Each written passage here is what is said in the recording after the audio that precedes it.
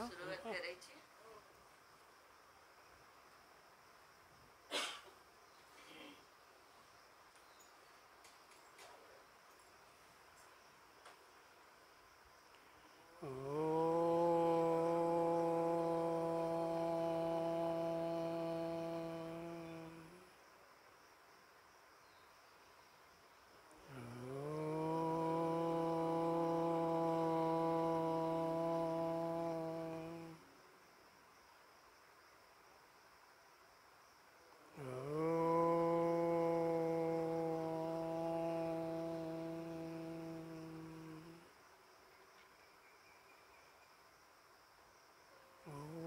सहना भवतु सहनौ भुनक्तु सह वीर्यं करवावहै तेजस्विनावधीतमस्तु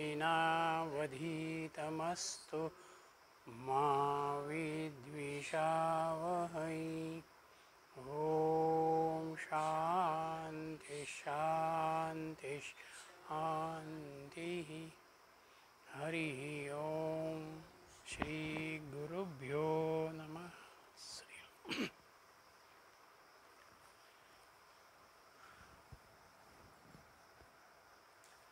आपले वडील मोठा यज्ञ करतात आणि त्यामध्ये सगळं काही दान करतात, तेव्हा जिज्ञासेनं हा नचिकेत मुलगा आपल्या वडिलांना विचारतो आहे की आपण मला कोणाला दान करणार आहात. सुरुवातीला वडील दुर्लक्ष करतात, पण पुन्हा पुन्हा ज्या वेळेला तो ते विचारतो त्यावेळेला मात्र ते म्हणतात की मी तुला मृत्यूला दान केलेलं आहे. आणि म्हणून एका जिज्ञासेनं हा नचिकेत यमधर्मांच्याकडे येतो आणि यमधर्म 3 दिवस तिथे नसल्या कारणानं 3 दिवस तो अन्न पाण्याशिवाय तिथे तसाच उभा राहतो. अतिथीचा योग्य सन्मान आपल्याकडून झाला नाही म्हणून यमधर्म त्याला एक प्रकारानं क्षमायाचना मागतात आणि 3 वर त्याला मागायला ते सांगतात. इथपर्यंत आपण काल आलेलो होतो.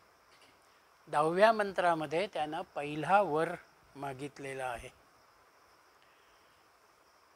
शांत संकल्पाः सुमना यथा स्यात् वीतमन्युर्गौतमो माभिमृत्यो त्वत्प्रसृष्टं माभिवदेत् प्रतीत एतत्त्रयाणां प्रथमं वरं वृणे.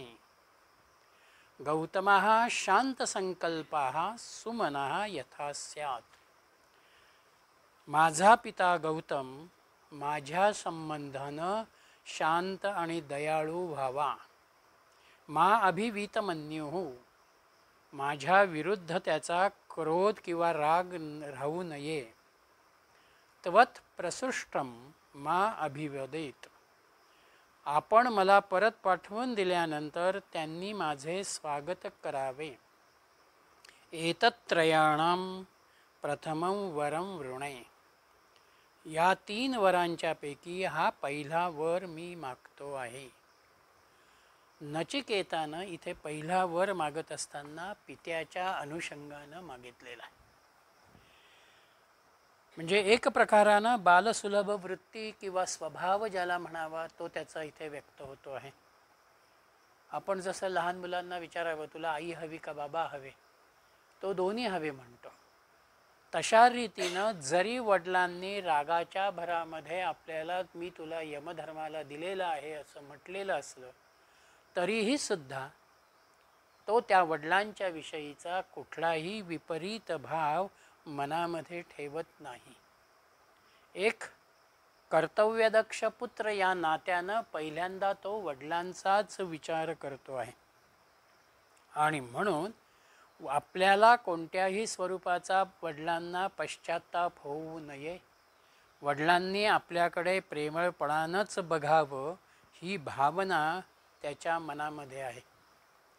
म्हणून आम्हाला ज्या वेळेला आत्मविकासाचा विचार करायचा असतो तेव्हा श्रुती इथे असं आम्हाला सूचित करते आहे की पहिल्यांदा मी माझ्या मातापित्यांच्या विषयीचा आदराचा आणि प्रेमाचा भाव माझ्यामध्ये ठेवावा. तो जर प्रेमाचा भाव माझ्यामध्ये असेल तर व्यक्तिविकसनामध्ये अत्यंत महत्त्वाचा एक टप्पा माझ्याकडून तिथे पूर्ण होतो. आणि म्हणून इथे त्या भावनेनं तो म्हणतो आहे की माझ्या विरुद्ध माझ्या संदर्भामधला कोणताही क्रोध त्यांच्या ठिकाणी राहू नये. कोणत्याही अंगानं असू दे. एखादं कर्ज घेतलं आणि ते फेडलं नाही म्हणून आपल्या मनामध्ये क्रोधाची भावना येणं, तुझं माझं पटत नाही म्हणून एका हत्येच्या टोकापर्यंत जाणारी भूमिका माझ्यामध्ये क्रोधातून येणं, एकमेकांच्या विषयीचा वैरभाव अंतःकरणामध्ये असेल तर ते क्रोध येतो. पण हा क्रोध काही वेळेला आपण प्रदीर्घ काळ जपतो. ती भावना, तो विचार त्या व्यक्तीच्या अनुषंगानं कायम आपल्या मनामध्ये राहतो. म्हणून इथे तो म्हणतोय की मा अभिवितमन्युः, माझ्या संदर्भामधला कोणताही रागाचा भाव वडिलांच्या मनामध्ये राहू नये. आणि पुढला भाग म्हणजे मला परत पाठवल्यावर त्यांनी माझं स्वागत करावं. आपल्याला असं वाटतं अरे मृत झालेली व्यक्ती परत आली म्हणजे काहीतरी वेगळं घडलं. यमधर्माकडे माझा मुलगा गेलेला आहे आणि तिथून तो पुन्हा परत आलेला आहे, तेव्हा त्या परत येण्यामध्ये वडिलांच्याही मनामध्ये कुठलाही विकल्प येऊ नये आणि अत्यंत सहजतेनं त्यांनी माझं स्वागत करावं, हा भाव नचिकेताचा या ठिकाणी आहे. आणि म्हणून पुढे त्यांनी असं म्हटलेलं आहे. हा हो तर आपल्याला आता दम मिळणार. सो इथे तो एक पहिलं म्हणजे वडिलांनी शांत व्हावं, हो म्हणजे मला शिक्षा नको नको आहे. आणि दुसरं मला असं वाटतं की तो स्वतःच एश्युअर करून घेतो की मी 100% परत जाणार आणि मला इकडे ठेवून घेऊ नका, मला परत जायचं आहे. आणि परत गेल्यावर वडिलांनी प्रेमानेच माझं स्वागत करावं, म्हणजे त्यांनी स्वतःला सेफगार्ड करून घेतलेलं आहे. बरोबर. म्हणून पुढे त्यांनी 11व्या मंत्रामध्ये यमधर्मानं त्याला तथास्तु म्हटलेलं आहे. यथा पुरस्तात् भविता प्रतीत औद्दालिका अरुणिर्भरत प्रसृष्टाः सुखम रात्रिः शयिता वितमन्युः त्वां दृक्शिवान् मृत्युमुखात् प्रमुक्तम्. माझ्या कृपेमुळे अरुणिपुत्र उद्दालक तुला पूर्वीप्रमाणेच ओळखेल. तो रात्री सुखाने निद्रा घेईल आणि जेव्हा तो तुला मृत्युमुखातून सुटलेला बघेल तेव्हा तो क्रोधहीन सुद्धा होईल. जे जे नचिकेतानं म्हटलेलं होतं, वडील समाधानी राहावेत, आनंदी राहावे, या दृष्टीनं सुखानं ते निद्रा घेतील. आपल्यासमोर एखादी अडचण असेल, चिंता असेल, काळजी असेल तर त्याचा एक परिणाम हा झोपेवरती होतो. सलग झोप म्हणा ही आपली शांतपणानं होत नाही. म्हणून मी माझ्या मुलाला यमाकडे पाठवून दिला आणि मुलगा यमाकडे गेला, ह्या विचारानं आत्ताला जर वडील अस्वस्थ झालेले असतील तर ते खरोखर सुखानं निद्रा घेतील. आणि त्याचबरोबर यमधर्माकडनं आपला मुलगा परत आलेला आहे हे बघितल्यामुळं त्यांच्या ठिकाणी क्रोधही राहणार नाही. म्हणून ह्या ठिकाणी पहिल्या श्लोकामध्ये आपण बघितलं होतं तिथे वाजश्रवस शब्द आलेला होता. इथे त्यांनी उद्दालकपुत्र, अरुणीपुत्र आणि गौतम कुलोत्पन्न असं पुढे एका ठिकाणी परत आलेलं आहे. गौतम 10व्या ह्याच्यामध्ये गौतम हा आलेला आहे. तेव्हा ही सगळी नावं एकच त्याच्या वडिलांची आहेत. अरुणीचा दत्तक पुत्र असं काही जण म्हणत आहेत आणि उद्दालकाचा मूळ पुत्र अरुणीने दत्तक घेतलेला म्हणून तो अरुणीचा दत्तक पुत्र, या नात्यानं ही नावं या ठिकाणी आलेली आहेत. काही जणांचं म्हणणं असं आहे की हा अरुणी म्हणजेच धौम्य ऋषींच्या आश्रमातला जो पाण्यासाठी थांबून झोपून घेतलं होतं आणि पाणी अडवलं होतं तोच अरुणी असंही काहींनी त्यांच्या भाष्यामध्ये म्हटलेलं आहे. पुढे हा असं म्हणतो आहे की आपल्या वडिलांनी स्वर्गप्राप्तीच्या अनुषंगानं यज्ञ केलेला आहे, तेव्हा तो स्वर्ग कसा आहे आणि त्या स्वर्गाला जाण्याचा मार्ग कसा अधिक चांगला होईल हा भाव त्याच्या समोर आहे. म्हणून त्या स्वर्गाला अनुलक्षून तो 12व्या मंत्रामध्ये असं म्हणतो आहे, स्वर्गे लोके न भयं किंचिनास्ति न तत्र त्वं न जरया बिभेति उभे तीर्त्वा शयना पिपासे शोकातिगो मोदते स्वर्गलोके. स्वर्गे लोके भयं किंचन न अस्ति. स्वर्गलोकामध्ये यत्किंचितही भय नाही. न तत्र त्वं, म्हणून हे मृत्यू तू तिथे नसतोसच. जरया न बिभेती, वार्धक्यालाही त्या ठिकाणी कोणी भीत नाही. उभे तीर्त्वा शयना पिपासे, म्हणजे भूक आणि तहान या दोहोंनाही उल्लंघून शोकातीत होणारा शोकातिगो मोदते स्वर्गलोके. शोकाच्याही पलीकडे गेलेला, शोकाच्या अतीत झालेला स्वर्गलोकामध्ये आनंदी होतो. स्वर्गामध्ये काय आहे? स्वर्गामध्ये भय नाही आहे. त्या ठिकाणी कोणालाही मृत्यू नाही. तहान भुकेचा विचार म्हणावा तर तोही त्या ठिकाणी नाही आणि दुःख नाही. म्हणून मोदते स्वर्गलोके. एकमात्र आनंदाचीच भावना स्वर्गामध्ये आहे. ज्या वेळेला आम्ही अधिक चांगल्या जीवनाचा विचार करतो त्यावेळेला त्या जीवनामधल्या अनेक अडचणी आपण आपोआप कमी केलेल्या असतात आणि अधिक सहजता, सुलभता, प्रसन्नता त्या उच्चतर जीवनामध्ये आपण अनुभवतो. इथेही त्याच अनुषंगानं स्वर्गामध्ये आम्ही शोकरहित, भयरहित अशा स्वरूपाचे आहोत. कारण या ऐहिकामध्ये, या मृत्यूलोकामध्ये आम्हाला भय आहे, आमच्यासमोर शोक आहे, आम्हाला मृत्यू त्या ठिकाणी येतो. शरीराच्या अनुषंगानंही वार्धक्याचा भाव हा आमच्यामध्ये येत राहतो.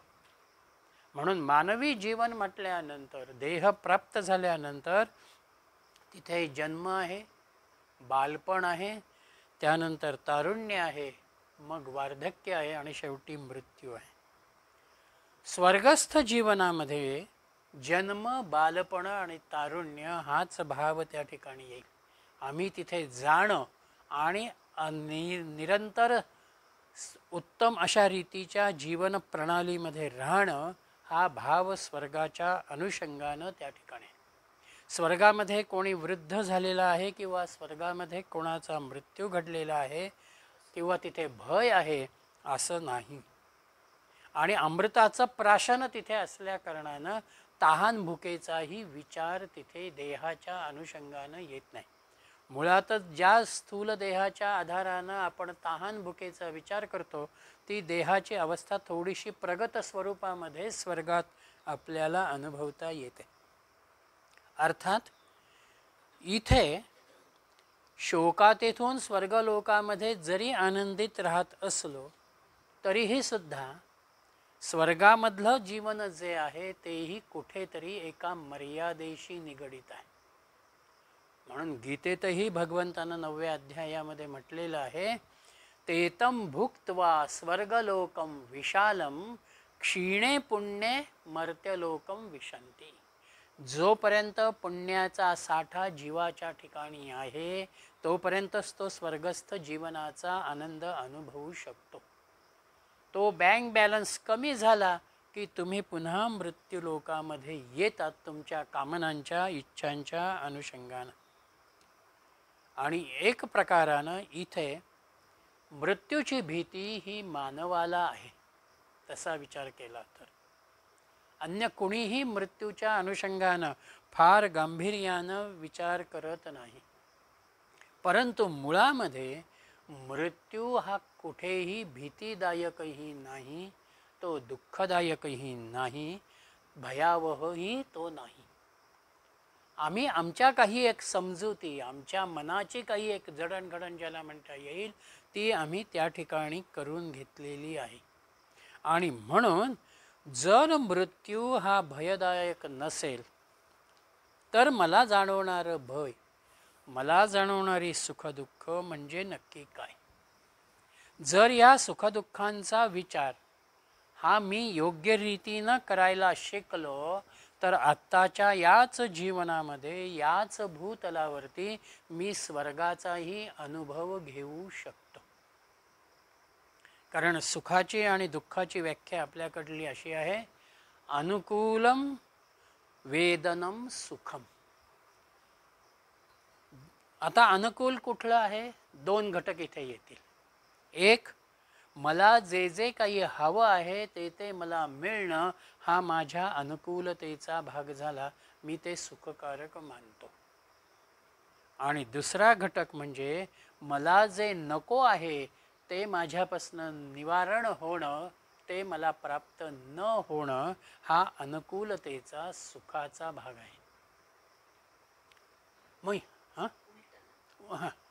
जे नको आहे मला तेही मला प्राप्त न होणं किंवा ते जर माझ्याजवळ येत असेल तर त्या अडथळ्यांचं निराकरण होणं. सुख अनुकूल वेदनम सुखम.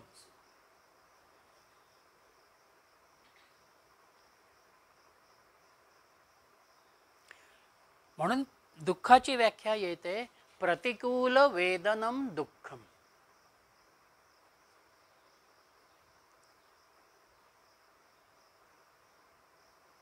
म्हणजे मला नको असलेलं प्राप्त होणं हा माझ्यासाठी दुःखाचा भाग आहे. मला ही वस्तू नको आहे पण तरी ती माझ्याकडे आलेली आहे. एखादी व्यक्ती भेटू नये असं मला वाटत असताना ती माझ्या समोर येते, माझा तास 2 तास घेते, मी आतून अस्वस्थ होऊन जातो. म्हणजे एक प्रकारानं जे मला नको आहे ते माझ्या समोर येणं हा प्रतिकूलतेचा भाग येतो, म्हणून तिथे दुःखाची भावना येते. आणि दुसरा दुःखाचा घटक म्हणजे मला जे हवं आहे ते मला मिळत नाही, तेव्हाही मी दुःखी आहे. म्हणून प्रतिकूलता किंवा सुख आणि दुःख हे एक प्रकारानं आपल्या मनाच्या अनुषंगानं आहे. म्हणून मनानं मी जर सुखाचा आणि दुःखाचा योग्य विचार करायला शिकलो तर मी याच ठिकाणी माझ्या आनंदाचा सुद्धा अनुभव घेऊ शकतो.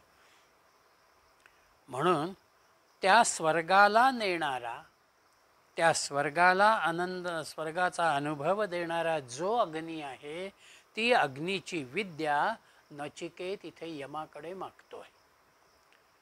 म्हणून 13व्या श्लोकामध्ये त्यांनी म्हटलेलं आहे, सत्वम अग्निम स्वर्ग मध्येशी मृत्यो प्रब्रूहि त्वं श्रद्धानाय मह्यम स्वर्गलोका अमृतत्वं भजन्ते एतद्वितीयेन वृणे वरेण. हे मृत्यो, हे मृत्युदेवते, स्वर्गम अग्निम सहात्वम अध्येशी. स्वर्गाला नेणाऱ्या अग्नीला तू जाणतो आहेस. श्रद्धानाय मह्यम त्वं ब्रूहि. ते तू मला श्रद्धेनं सांग, मी ते श्रद्धेनं श्रवण करायला तयार आहे. येन स्वर्गलोकाः अमृतवम भजन्ते. ज्याच्यामुळं स्वर्ग प्राप्त करून घेणाऱ्या त्या लोकांना अमरत्व प्राप्त होते, ते द्वितीयेन वरेण एतद वृणे. ते दुसऱ्या वरानं मी मागून घेतो आहे. स्वर्गाला नेणारा अग्नी तो कसा आहे आणि तो कशा रीतीनं मी समजून घ्यावा, ही भूमिका नचिकेताची या ठिकाणी आहे. पहिल्यांदा त्यानं पित्याचा विचार केला, आता तो समष्टीचा विचार करतो आहे की सगळेच जण या भूतलावरती मृत्यू पावत आहेत. मग त्यांनी जर ही विद्या समजून घेतली, ह्या अग्नीचं कार्य समजून घेतलं, तर त्या अग्नीच्या आधारानं ही सगळेच जण स्वर्गापर्यंत उत्तम रीतीनं जातील किंवा उत्तम लोकाची ते प्राप्ती करून घेतील. म्हणून सामान्य माणसाचा पहिला प्रयत्न कुठल्याही पुण्यकर्माच्या अनुषंगानं असू द्या, मला ह्या पुण्यामधून स्वर्गाची प्राप्ती व्हावी असा एक भाव असतो. आणि म्हणून समष्टीच्या अनुषंगानं नचिकेत इथे दुसऱ्या वराकडे वळतो आहे. आणि म्हणून तो एक प्रकारानं त्या अग्नीचा विचार करतो आहे. आणि तो अग्नीचा विचार अशासाठी करतो आहे की स्वर्गालोकापर्यंत जाणं आणि स्वर्गाला गेल्यानंतर अमृतत्वाची प्राप्ती करणं.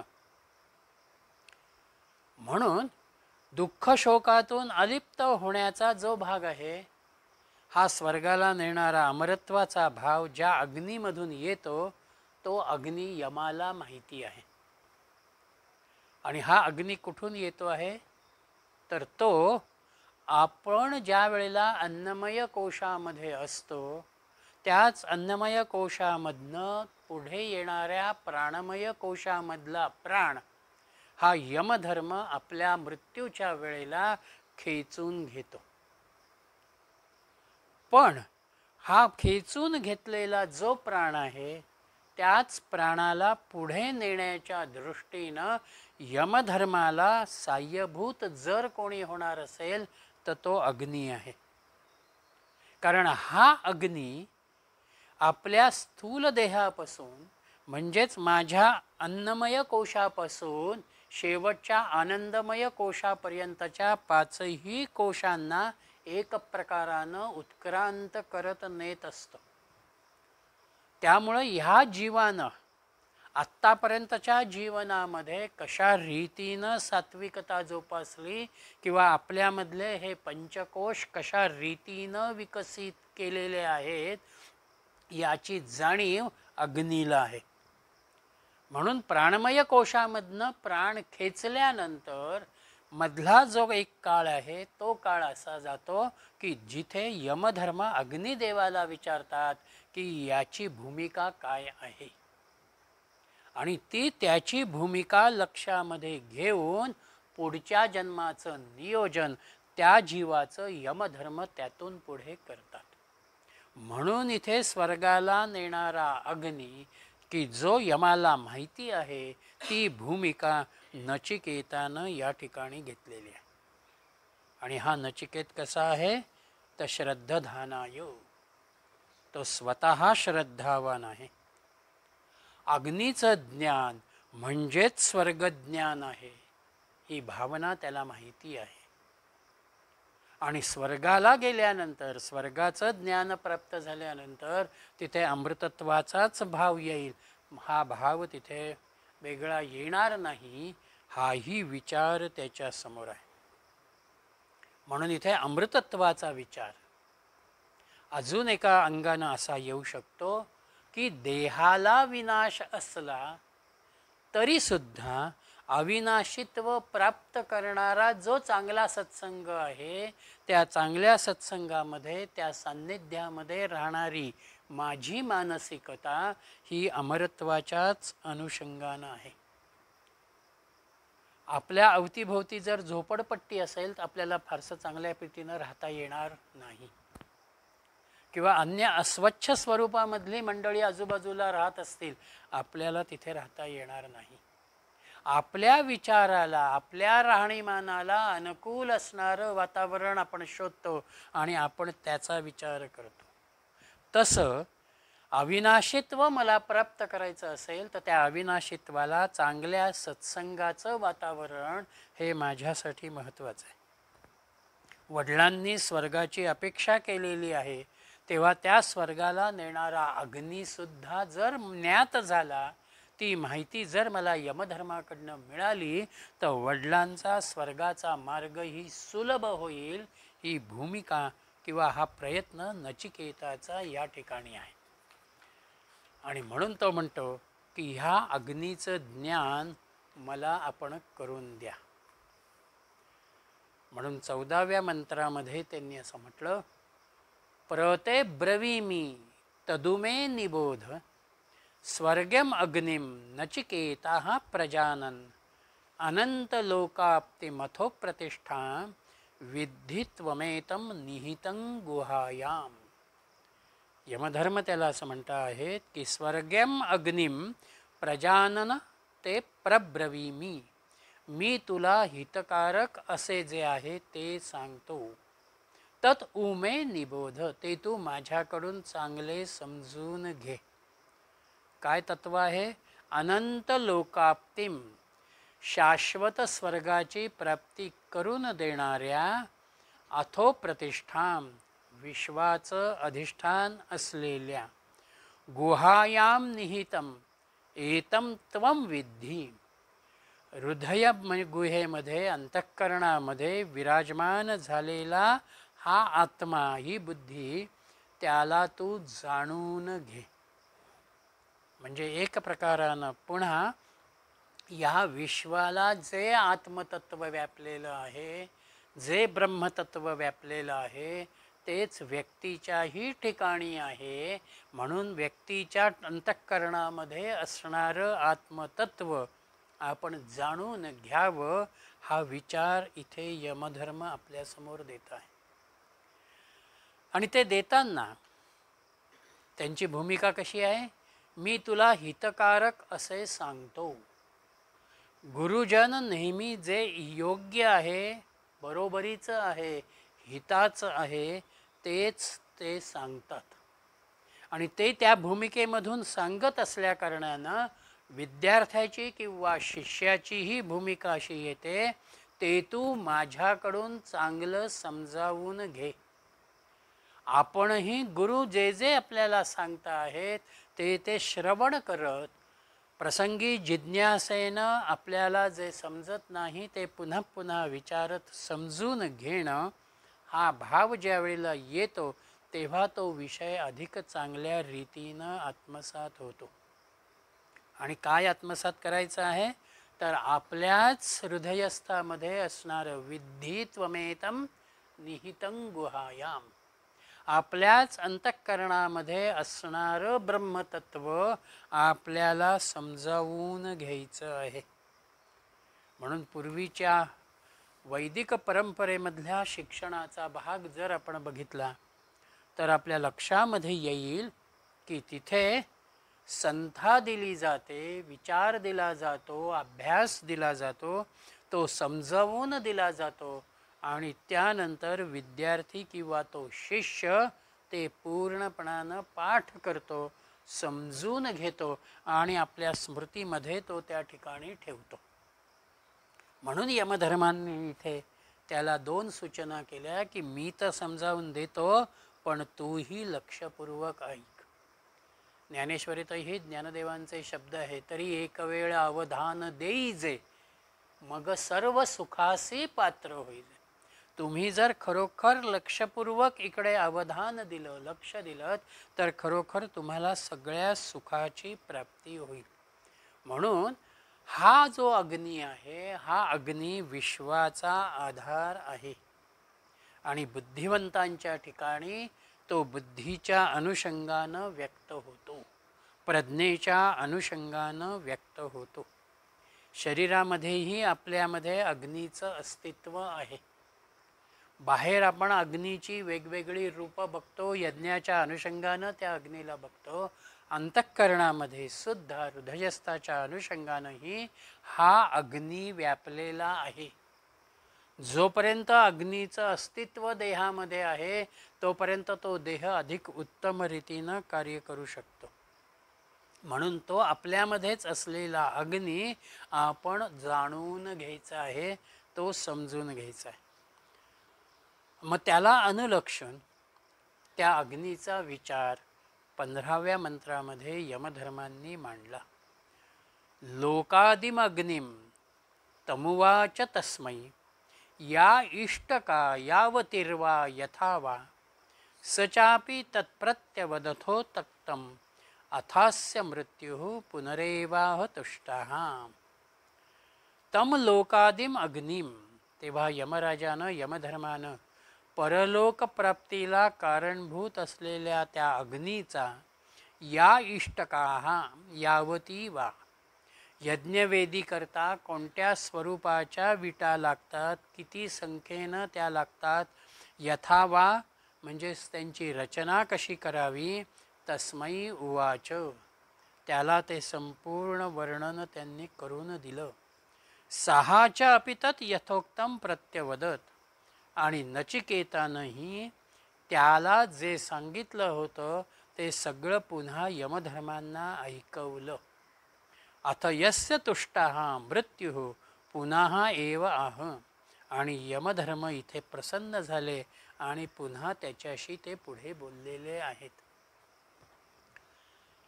शिक्षकानं शिकवलं, विद्यार्थ्यानं ते आत्मसात केलं आणि विद्यार्थ्याला ते आकलन झालेलं आहे या जाणीवेनं शिक्षकांनाही आनंद होतो.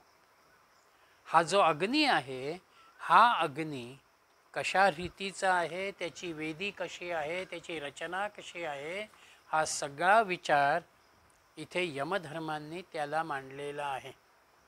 इथे इष्टका हा शब्द आलेला आहे. या इष्टका यावतिर्वा यथावा. इष्ट दोन अर्थ आहेत, एक साधन आणि एक विटा. कुठलाही यज्ञ करायचा असेल तर आपण जे यज्ञकुंड तयार करतो तिथे विटांची रचना करत ते यज्ञकुंड चौकोनी आणि बाकीच्या पद्धतीनं तयार केलं जातं. म्हणून त्या विटांचा विचार हा त्या अनुषंगानं आहे. आणि अग्नीला जे मला जाणून घ्यायचं आहे तो अग्नी कोणत्या साधनानं मला जाणता येईल, म्हणून इष्ट याचा दुसरा एक भाव म्हणजे साधन. साधन.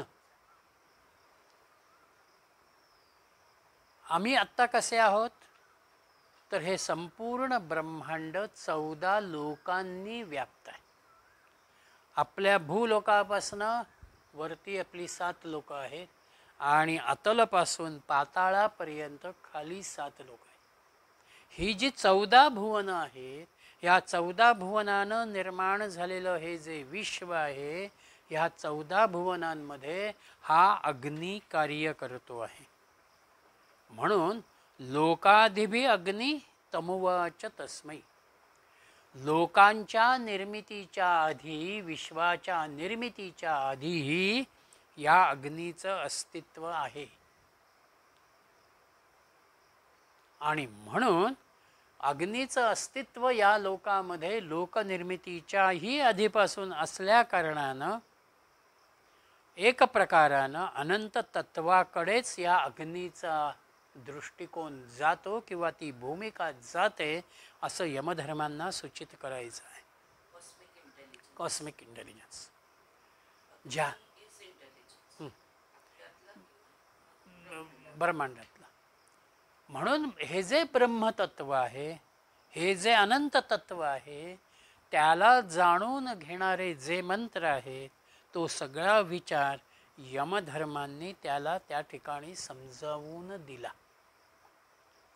ती भूमिका, ते कार्य अग्नीचं त्यांनी समजावून दिलं. आणि जसं यमधर्मांनी त्याला समजावून दिलं तसंच नचिकेतानं ते पुन्हा यमधर्मांना ऐकवलं. तुम्ही मला काय शिकवलं, मी कसं ग्रहण केलेलं आहे, माझ्या स्मृतिपटलावरती मी ते कसं स्मरणात ठेवलेलं आहे, या अनुषंगानं त्यानं तसंच्या तसं ते पुन्हा यमधर्मांना ऐकवलं. स्वाभाविकपणानं मी जे शिकवलेलं आहे ते तुम्ही उत्तम रीतीनं व्यक्त केलं म्हटल्यानंतर शिकवणाऱ्याच्या ठिकाणी एक आनंदाची, प्रसन्नतेची भावना येते. म्हणून यमधर्मही इथे प्रसन्न झाले आणि त्याला ते पुढे असं म्हणालेले आहेत. तमब्रवी तत्प्रियमाणो महात्मा वरम तवेहाद्य ददामि भूयाः तवैव नाम्ना भवितायमग्निः शृङ्कां चेमामनेकरूपां गृहाण. प्रियमाणाः महात्मा तम अब्रवीत. प्रसन्न झालेले महात्मे यमधर्म त्याला म्हणाले, अद्य तव इह भूयाः वरम ददामि. आता मी तुला आणखी एक वर देतो. अयम अग्निही तव एव नामना भविता. आत्ताला तुला मी स्वर्गलोकाला नेणारा जो अग्नी समजावून दिला, तो अग्नी तुझ्या नावानं यापुढे प्रसिद्ध होईल, ओळखला जाईल. अनेक रूपाम इमाम शृंकाम च गृहाण. म्हणून तू ही विविध रंगाची रत्नमाला माझ्याकडून स्वीकार. गुरु प्रसन्न झाले आणि त्या प्रसन्नतेमध्ये शिष्याचं कौतुक त्यांनी त्या ठिकाणी केलेलं आहे. आणि त्या कौतुकामध्ये त्यांनी त्याला अजून एक वर दिला. पहिल्यांदा त्यांनी 3 वर देतो असं म्हटलेलं आहे. त्यातले 2 वर त्यानं मागितलेले आहेत. इथे आता ते त्याला अजून एक वर देत आहेत, त्याच्या ग्रहणशीलतेला प्रसन्न होत. आणि म्हणून तो जो तिसरा ॲडिशनल दिलेला वर आहे, तो वर म्हणजेच तुझ्या नावानं हा अग्नी ओळखला जाईल. आत्तापर्यंत स्वर्गाला नेणारा अग्नी एवढीच संकल्पना होती.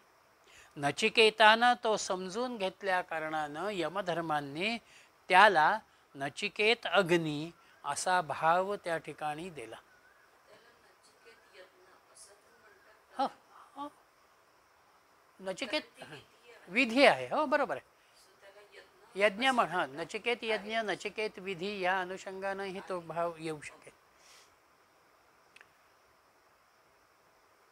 इथे त्यांनी एका बाजूला त्याचं नाव त्या यज्ञाला, त्या अग्नीला त्या ठिकाणी दिलं आणि त्याचबरोबर त्याला एक प्रकारची रत्नमाला ज्याला म्हणता येईल ती कौतुकानं त्याच्या गळ्यामध्ये घातलेली आहे. म्हणून त्याला अनुलक्षून शृंकाम हा शब्द आलेला आहे. अलंकार किंवा सुवर्णबंधन. एखादा अलंकार, पूर्वीच्या काळामध्ये पेशवे किंवा राजे लोक एखाद्या दासाला, दासीला किंवा दूताला कानी देऊन चांगलं काढल्यानंतर लगेच गळ्यातला रत्नहार काढायचे किंवा हातातलं कडं काढायचे आणि द्यायचे. तसं इथे प्रसन्नतेनं यमधर्मानं त्याला रत्नमाला त्या ठिकाणी दिलेली आहे. शृंकाम हां, अलंकार किंवा सुवर्णबंधन, सुवर्णाच्या अनुषंगानं येणारा भाव.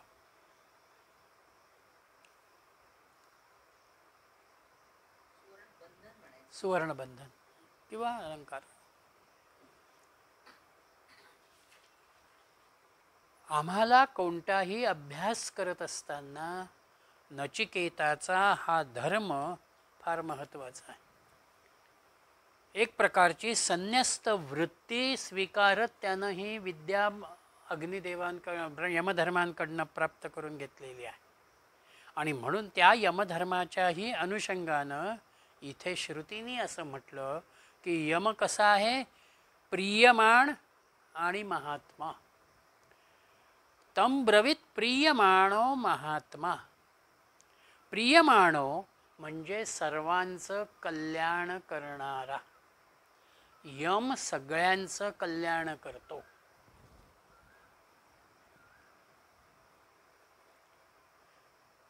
आणि महात्मा म्हणजे श्रेष्ठ पुरुष. ही 2 विशेषणं यमाची इथे वापरलेली आहेत. महात्मा, श्रेष्ठ पुरुष. यम हा अजिबात दुष्ट नाही. यम अजिबात विनाशक वृत्तीचा नाही. आम्हाला वाटतं की अरे तो यम आला आणि आमचं वाईट झालं, आमचा माणूस निघून गेला. परंतु यम एक प्रकारानं आमच्यासाठी कल्याणाची भूमिका घेतो. तो आमच्यातलं प्राणतत्व खेचून घेतो. म्हणजे एक प्रकारानं त्या जीवाला आत्ताच्या जीवनातून तो बाहेर काढतो आणि त्याच्याही पेक्षा त्यानं जर चांगलं कर्म केलेलं असेल तर त्या चांगल्या वातावरणामध्ये तो त्याला पुढे नेतो. म्हणून आम्हाला अधिक चांगल्या वातावरणात नेण्यासाठी आताचा हा जन्म आत्तापर्यंत ठीक होता, अजून मला जर उन्नत व्हायचं असेल तर हा देह सोडणं आणि नवीन देह धारण करणं आहे. आणि म्हणून तो नवी खोळ जशी एखाद्या गादीला आपण घालू तशा पद्धतीनं आमचं प्राणतत्व नव्या देहामध्ये हा देतो, सरकवतो, म्हणून तो कल्याणकारी आहे. आणि त्या कल्याणामधून, त्या नव्या जन्मामधनं आमचं आत्महित किंवा आत्मकल्याण आम्हाला साधता येतं, म्हणून तो आमच्यासाठी महात्मा आहे. म्हणून यमधर्म हा या अनुषंगानं आमच्यासाठी एक प्रकारचा कल्याणाचा भाव आमच्यासाठी निर्माण करतो. आणि म्हणून नचिकेताला त्याने ते अग्नीचं रहस्य दिलं.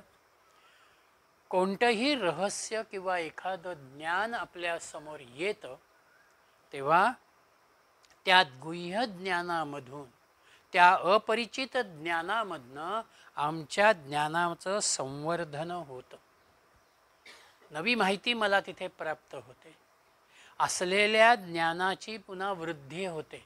आत्तापर्यंत मी जे प्राप्त केलेलं होतं त्या प्राप्त केलेल्या ज्ञानाला ह्या नव्या ज्ञानाच्या आधारानं पुन्हा एकदा मी उजळणी करतो, बघतो आणि एक प्रकारानं ती वृद्धी माझ्या ज्ञानामध्ये होते. आणि त्यामुळं मी प्राप्त केलेलं जे ज्ञान आहे ते लोकोपयुक्ततेच्या अनुषंगानं तिथे जातं. म्हणून ज्ञानाची वृद्धी होणं, ज्ञानाचं संवर्धन होणं, या अनुषंगानं रत्नमालेचा भाव यमधर्मांनी नचिकेताच्या समोर ठेवला. त्याचं एक प्रतीक म्हणून ती रत्नमाला त्यांनी त्याला त्या ठिकाणी दिली की हे तुझ्यामधल्या ज्ञानग्रहणाचं, ज्ञानसंवर्धनाचं कारण म्हणून ही आठवण म्हण, ते जाणीव म्हण, हा भाव त्याचा आहे. आणि मग त्या अग्नीचं फळ नचिकेताच्या समोर आहे. 17व्या मंत्रामध्ये त्रिणाचिकेतस्त्रिभिरेत्य सन्निधम त्रिकर्मकृतरत्ति जन्म मृत्यू ब्रह्मजज्ञं देवमीड्यं विदित्वा निचायं मां शांतिमत्यंतमेति. त्रिणिचैकेतः 3 वेळा अग्नीचं चयन करणारा. आणि कसं आहे, त्रिभिः संधीम, तिघांशी संबंध प्रस्थापित करणारा, त्रिकर्मकृत, 3 कर्म करणारा, जन्म मृत्यूच्या पलीकडे जाणारा, मृत्यूलाही तरून जाणारा, ब्रह्मजज्ञम इड्यम देवम विदित्वा, ब्रह्मापासून उत्पन्न झालेला ज्ञानी, स्तुतियोग्य तेजस्वी अग्नीला जाणणारा, इमाम निवात्य, आत्मभावानं जाणून अत्यंतम शांतीम इति, तो शांतीला जाऊन पोचतो, शांतमय होतो. एकदा ज्ञानाची प्राप्ती व्यक्तीला झाल्यानंतर त्याची वृत्ती एक प्रकारानं शांत होते. प्रशांतता ज्याला म्हणतात ती प्रशांतता त्याला अनुभवाला येते. जोपर्यंत माझ्यामध्ये काही ना काहीतरी मागण्याचा भाव शिल्लक आहे तोपर्यंत मी समाधानी नाही. आणि समाधानी नाही म्हणून मी अशांत आहे.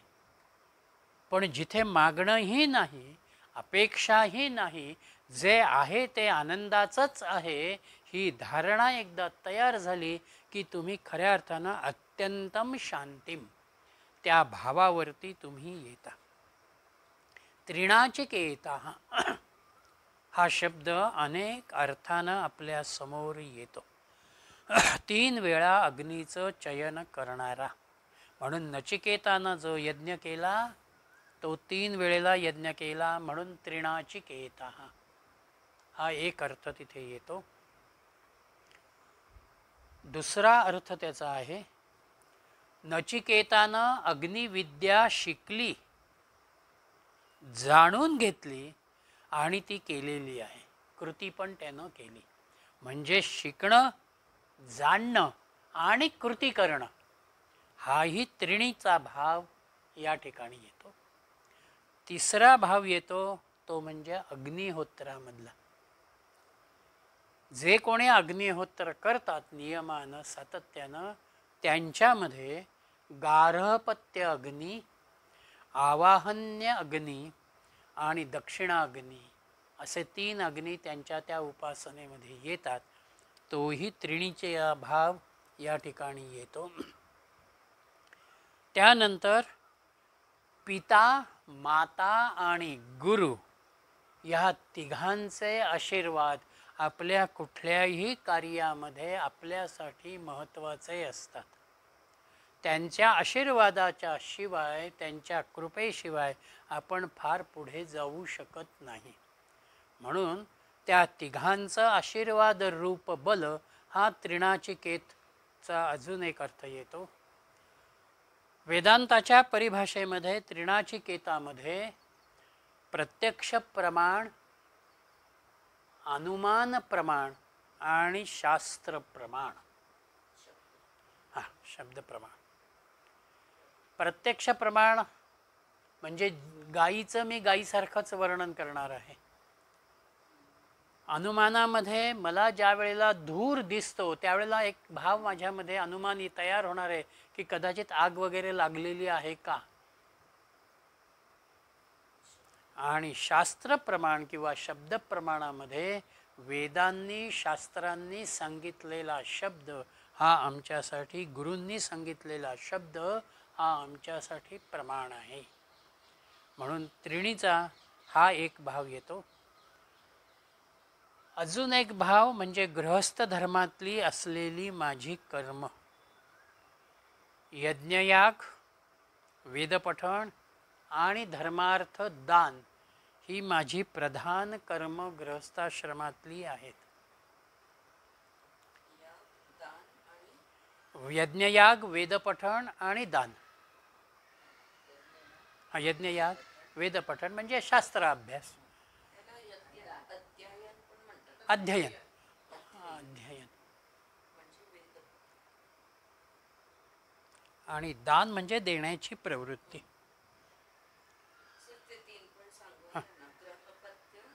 गार्हपत्य अग्नी, गार्हपत्य, आवाहन्त्य आणि दक्षिणाग्नी. आवाहन्त्य न त्य, तिसरा दक्षिणा अग्नी.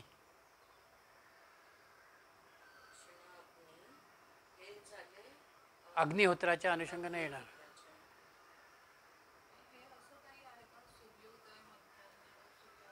आता त्या वेगवेगळ्या भाग बरेच येतील. मग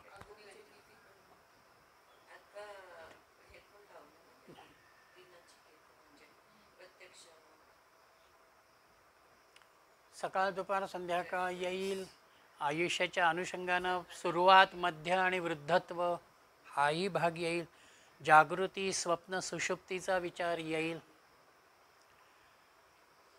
कर्माच्या अनुषंगानं प्रारब्ध कर्म, कर्तव्य कर्म आणि ब्रह्मकर्म.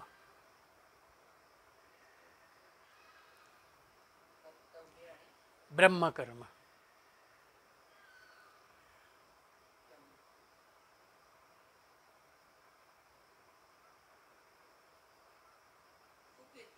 हो हो. प्रारब्ध कर्मामध्ये गतकर्माच्या अनुषंगानं आत्ताला माझ्यासमोर आलेलं जे पापपुण्य आहे, जे जीवन आहे, तो प्रारब्ध कर्माचा भाग येईल. कर्तव्य कर्मामध्ये माझ्यासमोर असलेली जी माझी कर्तव्य आहेत त्या त्या वयाला अनुसरून, त्या त्या भूमिकेला अनुसरून त्या कर्तव्य कर्मांचा भाग त्या ठिकाणी येईल. आणि ब्रह्मकर्मामध्ये ब्रह्मप्राप्तीचा माझ्या मनामध्ये सतत विचार असणं, ते अनुसंधान असणं, हा विचार त्याच्यामध्ये येईल.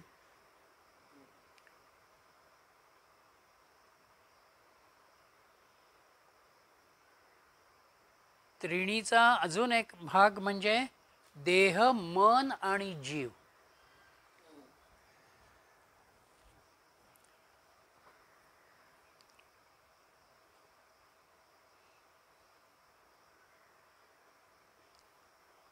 आत्मशक्ती तिघांच्या मध्ये आहे. यातला कोणताही एक घटक आत्मशक्तीशिवाय वेगळा राहू शकत नाही. देहाला शुद्ध करताना पंचमहाभूत आधारभूत होतात. मनाला शुद्ध करताना आमची साधना, उपासना, ध्यान हा भाग त्या ठिकाणी येईल. आणि जीवाला शुद्ध करताना जीवानं देहापेक्षा ब्रह्माकडे वळणं, तो विचार सतत करणं हा जीवाच्या शुद्धीचा भाग आहे. म्हणून जे मी जाणतो ते जाणत असताना माझ्या मनामध्ये मनही आहे, माझ्यातला जीवभावही आहे आणि माझ्यातला देहही आहे.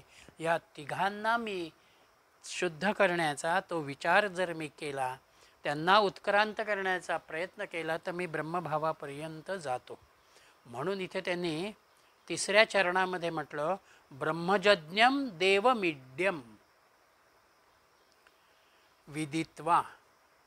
ब्रह्मजज्ञम, ब्रह्म म्हणजे ब्रह्मापासून उत्पन्न झालेला, ज्ञ म्हणजे ज्ञानाच्या अनुषंगानं जाणणारा, आणि ज म्हणजे जातवेद किंवा जातवेद अग्नी. म्हणून हे जे ब्रह्म आहे, हे ब्रह्म मी जाणताना त्या जातवेद अग्नीचं साह्य मला होतं आणि तो मला जन्ममृत्यूच्या पलीकडे नेतो. हा भाव या नचिकेत अग्नीच्या फळाच्या अनुषंगानं या ठिकाणी श्रुतीनं आमच्या समोर ठेवलेला आहे. आणि म्हणून पुढे 18व्या मंत्रामध्ये त्रिणाचिकेतस्त्रयमेतद्विदित्वा य एवं विद्वान् निश्चितुते नाचिकेतं समृत्युपाशान् पुरतः प्रणोद्य शोकातिगो मोदते स्वर्गलोके. त्रिणाचिकेताः त्रयम् एतत् विदित्वा. जो याप्रमाणे 3 अग्नींच्या संबंधानं जाणून घेतो, याह विद्वान एवं नाचिकेतम एवं चिनुते. जो नचिकेताप्रमाणे हा यज्ञ करतो, 6 मृत्युपाशान् पुरतः प्रणोद्य. तो मृत्युपाश फेकून देतो. शोकातिगाः स्वर्गलोके मोदते. आणि दुःखाच्या पलीकडे जात स्वर्गलोकाचा उपभोग घेतो. मोदते स्वर्गलोके. आनंद केव्हा आहे? ज्या वेळेला माझ्यासमोर कोणतंही दुःख नाही, कोणतीही शोकाची भावना नाही, कोणती वेदना नाही, कोणती काळजी नाही, कोणतीही चिंता नाही, तेव्हा मी आनंदाचा अनुभव घेतो. म्हणून हा आनंदाचा अनुभव आत्मतत्वाच्या प्राप्तीमधून येतो. तिथे निरतिशय आनंदाची धारणा येते. म्हणून याच जन्मामध्ये याच ठिकाणी मी माझ्या सत्कर्मांमधून, सच्चिंतनामधून, आत्मचिंतनामधून आनंदाची अनुभूती घेत मृत्यूच्या अनुषंगानं असणारी जी भीती आहे, ती भीती माझ्या मनातली मी काढून टाकतो. मृत्यू येणार आहे, तो देहाला येणार आहे, मृत्यू आत्म्याला येणार नाही. आणि मी आत्मस्वरूप आहे, मी ब्रह्मस्वरूप आहे, मी आनंद स्वरूप आहे, या धारणेमध्ये आपण येतो. म्हणून ध्यानाचा अभ्यास, त्या ध्यानाच्या अभ्यासातून त्याच्याशी निर्माण होणारं अनुसंधान म्हणजे एक प्रकारानं आपण स्वतःला व्यापक करणं आहे. म्हणून संतांचे जे शब्द आहेत, याची देही याची डोळा, पाहिन मुक्तीचा सोहळा. याच देहात याच डोळ्यांच्या द्वारा मी मुक्त झाल्याचा सोहळा अनुभवणार आहे, मी आनंद अनुभवणार आहे. किंवा प्रश्नोपनिषदामध्ये आपण बघितलेलं होतं, ईशावास्यमध्ये बघितलेलं होतं, हळूहळू मी प्रगत होत जातो. क्रममुक्ती ज्याला म्हणतात, ती क्रममुक्ती माझ्या साधनेमधनं मी ज्या वेळेला प्राप्त करत जातो, तेव्हा माझी मृत्यूची कल्पना बाजूला पडते, ती बंधनही जातात आणि ब्रह्मानुभवाच्या पातळीवरती मी येतो. हे जे 16, 17 आणि 18 नचिकेत अग्नीच्या स्वरूपाचे किंवा यमधर्मांनी त्याला तो वेगळा वर देत नचिकेत अग्नी म्हणून जे काही म्हटलं त्या संदर्भामध्ये मॅक्स मुलरचं म्हणणं असं आहे की हा प्रक्षिप्त भाग आहे. आणि चिन्मयानंदांनीही इथे त्यांच्या भाष्यात उल्लेख केलेला आहे की मीही मॅक्स मुलरच्या मताशी सहमत आहे. कारण मूळ कथानकाशी याचा फारसा भाग पुढे येत नाही. त्यामुळे कदाचित ते प्रक्षिप्त स्वरूपामध्ये आलेलं असेल किंवा त्याला त्या अग्नीचं महत्त्व मांडण्यासाठी मधल्या काळामध्ये कोणा ऋषींनी हे श्लोकही तिथे ॲड केलेले असू शकतात. असा एक भाग या 16, 17, 18 मंत्राच्या अनुषंगानं आहे. अर्थात सगळ्याच टेक्स्टमध्ये मात्र ते मंत्र पूर्णपणानं समाविष्ट आहेत. असं नाही आहे की ते वगळले गेलेले आहेत. आणि म्हणून नचिकेतानं हा दुसऱ्या वराच्या अनुषंगानं हा भाव मागून घेतलेला आहे. म्हणून 19व्या मंत्रामध्ये त्यांनी असं म्हटलेलं आहे, ते घेऊन आपण थांबूया. एष ते अग्निर्नचिकेता स्वर्ग्यो यमवृणीथा द्वितीयेन वरेण एतम अग्नि तवैव प्रवक्षन्ति जनासाः तृतीयं वरं नचिकेतो वृणीष्ण. हे नचिकेता यमद्वितीयेन वरेण वृणीथाः, जो तू दुसऱ्या वराने मागून घेतलास, एषः ते अग्निः स्वर्ग्यम, तो हा अग्नी स्वर्गाला नेणारा आहे. एतम अग्निम तव एव नाम्न जनासाः प्रवक्षन्ति, त्या अग्नीला तुझ्या नावानंच ओळखलं जाईल. तृतीयं वरं वृणीष्व, आता तिसरा वर माग. शिष्याचा प्रांजळपणा, त्याच्या ठिकाणी असणारी भक्ती, त्याच्या ठिकाणी असणारी प्रज्ञा, हे सगळं यमधर्मांनी इथे निरीक्षण केलेलं आहे, अनुभवलेलं आहे. आणि म्हणून ते असं म्हणत आहेत की मी जो तुला आत्ता अग्नी सांगितला आणि त्या अग्नीला तुझंच नाव मी आता यापुढे देतो, तो अग्नी हा तुला आता स्वर्गाला नेणारा अग्नी आहे. त्याच्याच उपासनेमधनं कोणीही स्वर्गापर्यंत जाऊ शकेल. आणि ह्या सगळ्या ह्याच्यामध्ये तिसऱ्या वराचं विस्मरण होऊ नये नचिकेताकडून, म्हणून त्यांनी तृतीयं वरं नचिकेतो वृणीष्ण, यमधर्माने त्याला आठवण दिली की अरे तुझा तिसरा वर अजून बाकी आहे. आणि म्हणून 20व्या मंत्रापासून तिसऱ्या वराचा चिंतनाचा भाग हा त्या ठिकाणी येतो आहे. तो आपण पुढे बघू. हां हां मला समजत नाही ह्या शब्दांचा अर्थ. उलट जाते म्हणजे आता जो 18व्या मंत्र जो आहे, हां म्हणजे नचिकेताचं अग्नीचं जे रिच्युअल आहे ते कोणीही केलं हां तर त्याचं शरीर ड्रॉप्स द बॉडी सूक्ष्म शरीरम पेनिट्रेट्स ब्रह्मरंध्र. हां शुक्लगाठ काय आहे? शुक्लगाठ ही लिहिलेलं आहे, सोलार डिस्क. हां अँड म्हणजे मला वाटतं आज्ञाचक्र, आज्ञाचक्र भेदून पुढे जाणं. ओके, तेच येणार ना, तेच. शुक्लगाठी म्हणतात त्याला. काही योगांमध्ये ते शब्द आलेले आहेत. आलेले आहेत हां पण मी ऐकलेलं नाही आहे. हां आणि सोलार डिस्क म्हणजे मणिपूर, right? हां आणि मग ब्रह्मलोकाला ब्रह्मलोक शेवटी हा ब्रह्मरंध्र भेदून तो पुढे जातो. ब्रह्मरंध्र, शुक्लगाठी आणि हे म्हटलं. नंतर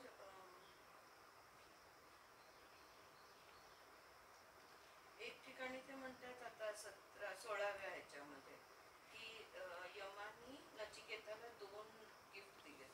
एक ते म्हणतात नचिकेता अग्नी रिच्युअल किंवा यज्ञ, आणि हे सूर्य नमस्कारामध्ये येतं असं इकडे म्हटलंय. काही तुम्हाला कम्स इन सूर्य नमस्कार मंत्र असं नोट केलं. मलाही सूर्य नमस्कारचे मंत्र आपल्याला माहिती, हो हो अर्थात सगळे नसतील कदाचित माहिती. आणि अजून त्यांनी जे रत्नजडित हार दिला त्याला नचिकेतांनी अमान्य केलं की हे मला नको, असं ते म्हणतायत तिकडे. हम्म. तर तसा काही रेफरन्स नाही नाही मंत्रामध्ये काही येत नाही नाहीये, नाही बरोबर?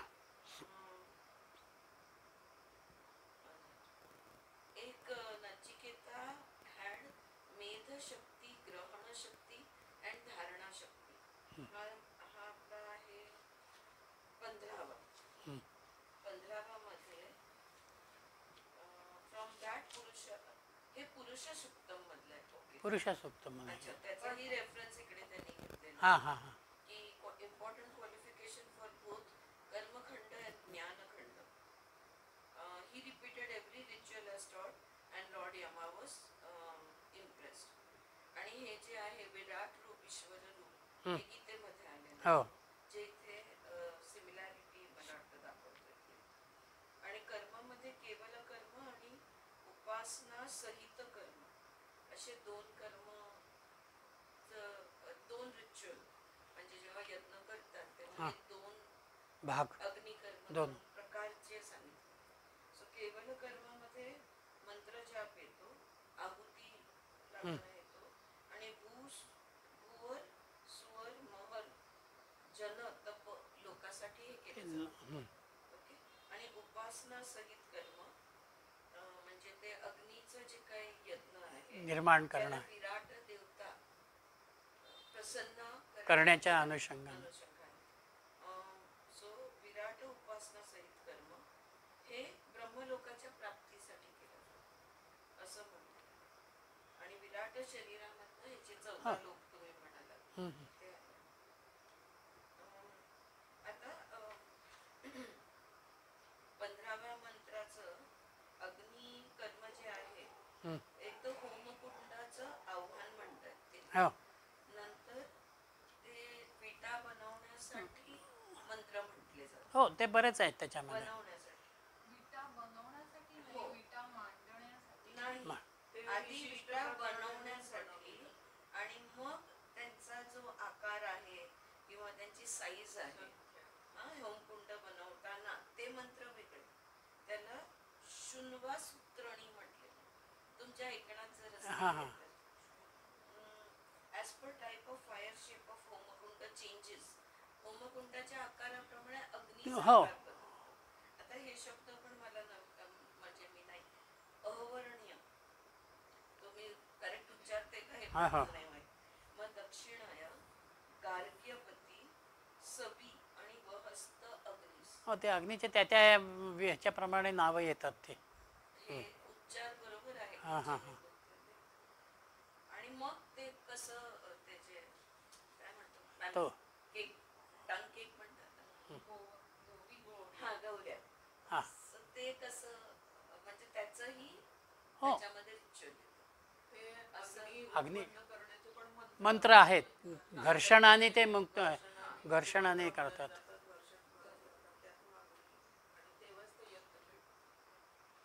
याच्यावरून हे पण येईल ना की ब्रह्मरंध्र छेदून जेव्हा प्राण जातो हो त्याच वेळेला स्वर्ग प्राप्त. तो उत्तम लोकाला गेला, उत्तम लोकाला गेला असं म्हण. कारण आपण ते वेगवेगळ्या हो ह्याच्यातून बघतो. बघितलं जातं ना. कठोपनिषदामध्ये अग्नीचे 3 अर्थ इकडे दिलेले आहेत. स्पेसिफिक अग्नी, स्पेसिफिक रिच्युअल आणि स्पेसिफिक देवता. आणि परत अजून त्याचे वर्गीकरण, कुठल्या देवाला कोणता आणि अग्नी, त्याच्यासाठी कुठलं यज्ञ आणि त्याच्यासाठी कुठला अग्नी. सो त्याच्यामध्ये specific मंत्रस located in a specific place, असं हे वर्गीकरण इकडे दिलेलं आहे. आणि मुंडक उपनिषदाचं रेफरन्स परत इकडे घेतलेला आहे. इष्टापुरत मन्यमाना वरिष्ठम, मी डेअरिंग नाही करत. आणि स्वर्गाचे 3 लेवल्स सांगितले. फर्स्ट लेवल मध्ये भुवर, मला कळत नाहीये चार्ट याचा, म्हणजे प्रत्येक लोकामध्ये ते आनंदाचा भाव हा वाढत जातो. सो भुवर, सुवर, मह, जन, तप आणि ब्रह्म, तेच तेच तेच 7 लोकांचं वर्गीकरण. त्या त्या वर्गांचा भाग येतो तो. हे जे आपण इथे 3 प्रत्येक हे वापरले 17व्या मंत्रामध्ये,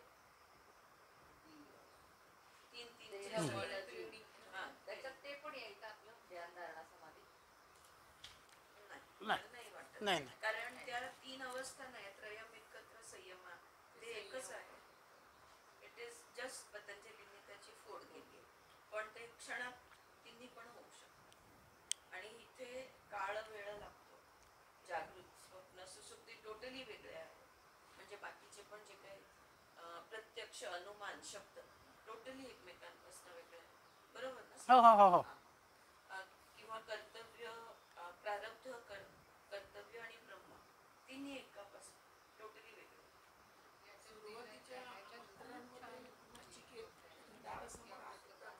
ब्राह्मण म्हणून त्याला पण त्यांनी अग्नी म्हटले. हो हो तो अग्नी म्हणूनच आहे. अतिथी हा अग्नी स्वरूपच आहे.